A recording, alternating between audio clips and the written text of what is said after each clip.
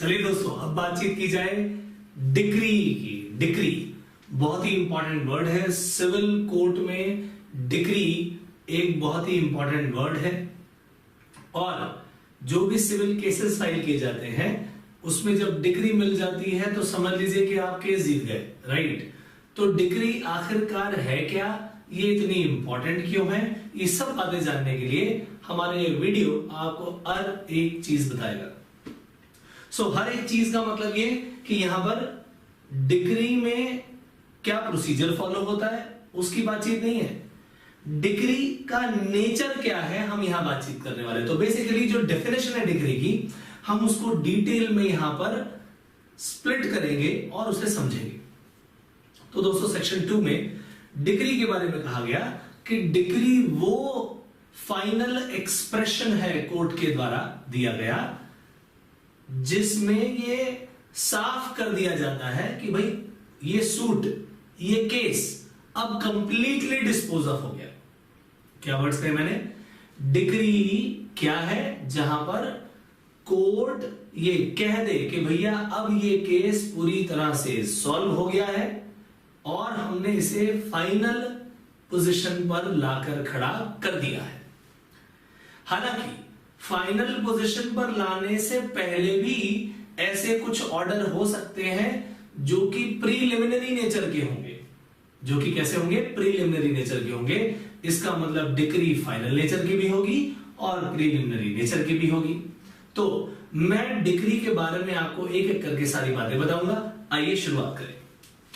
तो डिक्री मैंने क्या कहा? डिक्री क्या है?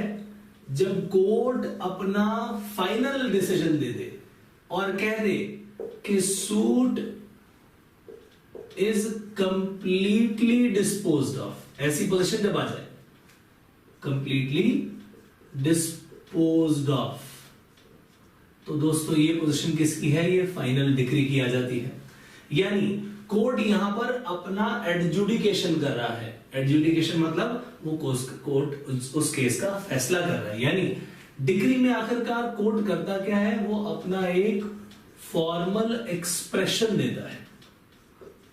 फॉर्मल एक्सप्रेशन देता है अपने एडजुडिकेशन का, of an adjudication, of an adjudication. तो फॉर्मल एक्सप्रेशन दिया जाता है ऑफ एन एडजुडिकेशन। जो भी केस का फैसला किया उस केस को फॉर्मली लिखा गया। अगर तो दोस्तों सूट कंप्लीटली डिस्पोज ऑफ हो जाए तो उसे मान लेना कि फाइनल पोजीशन आ गई, ठीक है कि नहीं। और अगर सूट में अभी कुछ और बातें बाकी हैं तो प्रीलिमिनरी पोजीशन आ गई। तो समझने के लिए डिक्री को मैंने क्या कहा कि कोर्ट जब उस केस का पूरा सॉल्यूशन कर डाले तो आप समझ लो डिक्री हो गई। लेकिन क्योंकि इसके दो पार्ट से मैं फिलहाल के लिए लाइन यहां से मिटा देता हूं, राइट। तो पहला स्टेप क्या हो गया कि ये फॉर्मल एक्सप्रेशन है of an adjudication by the court, ठीक है जी। अब कोर्ट आखिरकार यहां कर क्या है? कोर्ट यहां पर पार्टीज के राइट्स का कंक्लूसिव डिटर्मिनेशन कर रहा है। तो ये क्या करती है? कंक्लूसिव डिटर्मिनेशन कर देती है। Conclusive determination of rights of the parties, कि भैया पार्टीज के आखिरकार राइट्स क्या होंगे। कंक्लूजन निकाल के रख देती है सामने कि भैया इसके ये राइट है और दूसरी पार्टी की ये राइट है, या उसके ये क्लेम्स हैं या उसके ये कंपनसेशन उसे देने पड़ेगा। तो कंक्लूसिव डिटर्मिनेशन जब हो जाए यानी आप कंक्लूजन पर आ जाए सारे के सारे रीजंस को, सारे के सारे एविडेंसेस को, सारी की सारी गवाहियों को सुनने के बाद, तो समझ लीजिएगा यहां पर डिक्री की पोजीशन आ गई। इसका मतलब ये हुआ कि आखिरकार यहां पर क्या होगा कि कई सारे मैटर्स सामने आएंगे, कंट्रोवर्सी होगी, ठीक बात है कि नहीं। मैंने जैसे पहले बताया था, एक प्लेंटिव है और एक डिफेंडेंट है, इन दोनों के बीच में कोई ना कोई कंट्रोवर्सी चल रही होगी, ठीक बात है कि नहीं। और इस कंट्रोवर्सी के चलते इन दोनों में कोई ना कोई ऐसे पॉइंट्स होंगे, ऐसे मैटर्स होंगे जिसके बेसिस पर ये सारी की सारी कंट्रोवर्सी शुरू हुई। तो इस कंट्रोवर्सी के कई मैटर्स हो सकते हैं, सिंगल मैटर भी हो सकता है और कई मैटर हो सकते हैं। जैसे कि मान लो एक फर्म है, पार्टनरशिप फर्म है, और उसमें दो पार्टनर्स हैं, ए और बी। अब वो डिसोल्यूशन करना चाहते हैं कि भैया फर्म को बंद करो। तो उसमें कई सवाल आ सकते हैं अभी कि पहला तो शेयरिंग ऑफ प्रॉफिट को लेकर के, ए कहता है नहीं जी नहीं ये तो इक्वल होनी चाहिए, बी कहता है नहीं जी नहीं मेरा तो 60% हिस्सा होना चाहिए। तो पहला क्वेश्चन, पहला मैटर आ गया शेयरिंग को लेकर के, समझे कि नहीं। फिर दूसरा कि भाई अकाउंट्स की सेटलमेंट कैसे होगी, ये मैटर आ गया, ठीक बात है कि नहीं। ऐसे कई मैटर हो सकते हैं। मान लो लोन कुछ दिया हुआ तो उसका क्या होगा, इंटरेस्ट का क्या सीन होगा, ऐसे कई मैटर आ गए।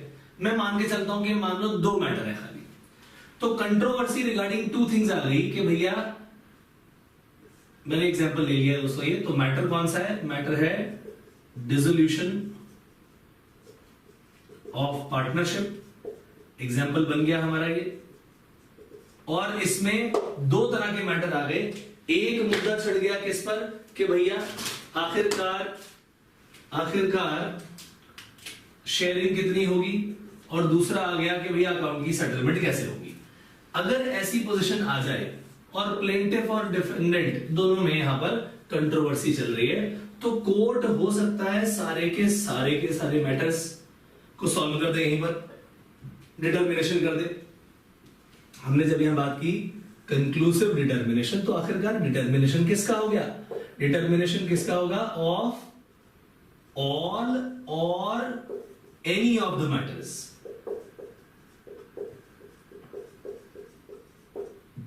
क्या वर्ड्स कहे मैंने, अगर कोर्ट डिक्री में कंक्लूसिव डिटर्मिनेशन करता है राइट्स ऑफ द पार्टीज का, तो आखिरकार डिटर्मिनेशन किसका होगा, डिटर्मिनेशन होगा ऑफ ऑल और एनी ऑफ द मैटर्स।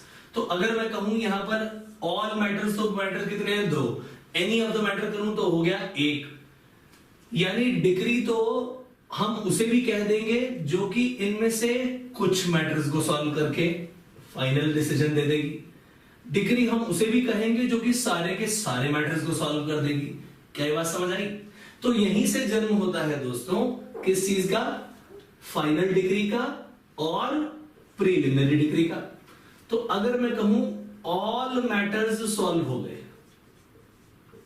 क्या कहूं, ऑल मैटर्स पूरी तरह से सॉल्व हो गए, यानी completely suit completely disposed of हो गया, तो भैया आप समझ जाइएगा कि यहां पर हमारी बातचीत किसकी हो रही है, फाइनल डिक्री की बातचीत हो रही है यहां पर। लेकिन अगर मैं यहां कहूं कि भाई सम ऑफ द मैटर्स अभी सॉल्व हुए हैं, और जैसे कि यहां पर इस पर्टिकुलर केस में सिर्फ कोर्ट ने शेयरिंग डिसाइड कर दी कि भैया तुम दोनों की शेयरिंग ये होनी चाहिए। अब अकाउंट की सेटलमेंट कैसे होगी, उससे पहले अकाउंट बनाए जाएंगे, उसके अंदर कई बातें हैं, उसके लिए अभी तुम्हें रुकना पड़ेगा जब तक हमारा फैसला नहीं आ जाता। ठीक बात है कि नहीं। लेकिन प्रीलिमिनरी डिग्री दे दी, एक पॉइंट क्लियर कर दिया कि भैया तुम दोनों के बीच शेयरिंग इतनी होगी, मान लो इक्वल होगी। क्या ये बात समझ आई। तो ऐसे पर्टिकुलर केस में अगर कह दिया कि शेयरिंग इक्वल होगी, एक शेयरिंग का तो हिस्सा सॉल्व कर दिया, उसकी तो प्रीलिमिनरी डिग्री दे दी, उसका कुछ मैटर तो सॉल्व हो गया ना, बट सूट अभी कंप्लीटली डिस्पोज ऑफ नहीं हुआ। क्या वर्ड्स बोले मैंने, सूट अभी कंप्लीटली डिस्पोज ऑफ नहीं हुआ। तो मैं यहां लिख रहा हूं suit is not completely dispose of. समझे, suit is not completely dispose of, यानी फर्दर प्रोसीडिंग्स इन केस, या इन द सूट लिख देता हूं, in the suit are remaining. यानी अभी भैया सारे की सारी मैटर्स का फैसला नहीं हुआ, कुछ अभी बाकी है। इसका मतलब जो ऊपर आपने हिस्सा सॉल्व कर दिया है, वो जो डिग्री दी है, ये दोस्तों क्या है, फाइनल नहीं, ये प्रीलिमिनरी डिग्री है। ये कैसी हो गई, ये मेरे भाई हो गई preliminary degree. Is that very clear to you? तो फाइनल डिग्री क्या करती है, कंप्लीटली डिस्पोज ऑफ कर देती है केस को, यानी ये बाद में आती है। और पहले क्या आता है, प्रीलिमिनरी डिग्री। तो भैया इसका मतलब ये हुआ कि फाइनल डिग्री आएगी बाद में और ये आएगी पहले। इसका मतलब प्रीलिमिनरी डिग्री किसी भी तरह से फाइनल डिग्री पर डिपेंडेंट नहीं है, क्योंकि पहले कौन सी आ रही है भैया, प्रीलिमिनरी डिग्री। यानी preliminary degree does not depend upon final degree. ठीक बात है कि नहीं? ये फाइनल डिग्री पर डिपेंडेंट किसी भी तरीके से नहीं हुई, जबकि इसका रिवर्स, इसका उल्टा पूरी तरह से सच हो गया। Final degree is dependent upon what, dependent upon preliminary degree. अब आप कहेंगे भैया ये कैसे हो गया? सोचो जरा, अगर हमारे इस पर्टिकुलर केस में ये फैसला हुआ कि भैया तुम्हारी शेयरिंग इक्वल होगी, यानी जब अकाउंट्स की सेटलमेंट की जाएगी, यानी ये वाले मैटर को सॉल्व किया जाएगा, तो इस शेयरिंग के बेसिस पर ही किया जाएगा। क्या ये बात ठीक है कि नहीं? इसका मतलब ये हुआ कि प्रीलिमिनरी डिग्री पे जो डिसीजन हुआ उसी बेसिस पर फाइनल डिग्री भी ली जाएगी। क्या ये बात क्लियर हुई कि नहीं? यानी preliminary degree is not dependent upon final degree, but final degree is completely dependent upon preliminary degree. यानी प्रीलिमिनरी डिग्री अगर दे दी गई तो ये बता देगा what is to be done. क्या कहा मैंने? ये प्रीलिमिनरी क्या बताती है? What is to be done. It states what is to be done, कि भाई करना क्या है। ये जो करना क्या है वो कौन बता रहा है? वो मेरे भाई ये बता रही है प्रीलिमिनरी डिग्री। लेकिन उसका रिजल्ट क्या है? इस प्रीलिमिनरी डिग्री में जो कहा गया था उससे क्या चीज अचीव हुई, वो यहां बताया जाएगा कि भैया तुम्हारी जो इक्वल शेयरिंग बताई थी उसी के बेसिस पर हमने अकाउंट्स की सेटलमेंट करवा दी। यानी प्रीलिमिनरी डिग्री में यह बताया गया कि भाई करना आखिरकार क्या है, जबकि उसका रिजल्ट कहां बताया गया, फाइनल डिग्री में बता दिया गया।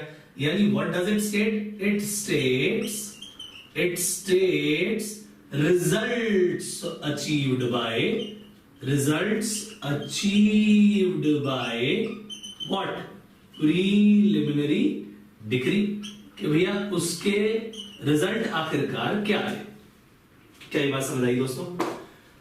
तो इसका मतलब जब all matter completely set of dispose of हो जाए तो समझ लीजिएगा कि यहां बात की जा रही है फाइनल डिग्री की। लेकिन जब कंप्लीटली सेट ऑफ ना हो, कंप्लीटली जहां पर सेट ऑफ ना हो, सम ऑफ द मैटर लेकिन सॉल्व हो जाए, तो इसका मतलब further proceedings are yet to be finished. तो इसका मतलब हम बात कर रहे हैं प्रीलिमिनरी डिग्री की। प्रीलिमिनरी डिग्री में जो फैसला होगा उस फैसले के आधार पर अगला फाइनल में फैसला होगा। क्या ये बात ठीक है कि नहीं? इसका मतलब यह हुआ कि अगर कभी प्रीलिमिनरी डिग्री खारिज हो गई तो समझ लो उसके बेसिस पर अकाउंट्स की सेटलमेंट, यानी अगर शेयरिंग गलत हो गई तो जरा सोचिए अकाउंट्स की सेटलमेंट पूरी गलत हो गई कि नहीं। यानी अगर एक बार प्रीलिमिनरी डिग्री पर कोई सवालिया निशान उठ गए और पता लगा कि यहां पर कुछ गड़बड़ है, तो पता लगा फाइनल डिग्री ऑटोमेटिकली क्या हो गई, वेस्ट हो गई, क्योंकि ये तो उसी के बेसिस पर बनी थी। इज दैट वेरी क्लियर और नॉट? तो final degree is basically dependent upon this preliminary degree. यानी डिग्री क्या कर रही है? Degree is a formal expression of an adjudication by the court, और ये कंक्लूसिव डिटर्मिनेशन करती है राइट्स ऑफ द पार्टीज का। ये जो डिटर्मिनेशन है ये किनका होगा? या तो ऑल ऑफ द मैटर्स का, all of the matters in question, या मैटर्स इन इश्यू बोला जाता है इसे। क्या बोला जाता है? Matters in issue. और अगर ऑल का डिस्पोजल हो गया, कुछ बचेगा नहीं, तो इसका मतलब हो गया ये क्या, फाइनल डिग्री। और अगर कुछ बच गया तो भैया ये क्या है, प्रीलिमिनरी डिग्री। तो ये रहा हमारा एग्जाम्पल। जिसके बेसिस पर हमने सारी कहानी समझी। एक बात मैं बार बार दोहराता हूं कि डिक्री तब तक इफेक्ट में नहीं आती, ये तब तक एग्जिस्टेंस में नहीं आती जब तक कि जजमेंट फाइनलाइज ना हो जाए। क्या ये बात समझ आई? तो डिक्री को साइन करके सील भी किया जाएगा, सील भी लगाई जाएगी, साइन भी किया जाएगा, बट जज जब उसे सील और साइन करवाएगा करेगा उस समय ये फाइनलाइज नहीं होती, उस समय एग्जिस्टेंस में नहीं आती। डिक्री एग्जिस्टेंस में, इफेक्ट में कब आती है?